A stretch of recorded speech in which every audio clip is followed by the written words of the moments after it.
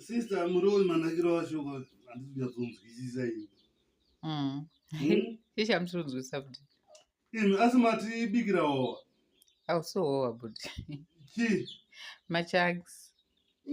Machanks anenge howa. Manakira kuita soka. Mama masuwa ka? But mabikiro wacho ikanimbonzwa. Tete hoho. Aiwa machanks budi. Kuti machanks nenyama zvinenge zvine musiyano.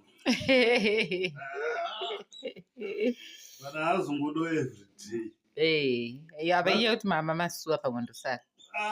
But kana kawa everyday akadaiso ndoita gore rese ini. Mukomakeda ndozvamaitarawo cabbage mwazi nemauti kudini? Cabbage nemachangs. Machangs ari nani. Apa ari kunaka pati. Imi kuti machangs anogadzirwa nehowa. Nandombozoti agadzirwa neini. Andombozvinzwisisa. Tobvunza nangati batsire bhozo. Iyi inhedzi yatiri kudya iyi. Yakaitwa seyakaomeswa. Yobva yadimburwa. Bhozi kana kantoka yakaomeswa inochinja ruvara. Yobva yaita kabrown. This food is delicious.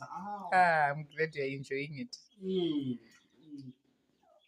Kunyazopinda nemubrain. I'm happy.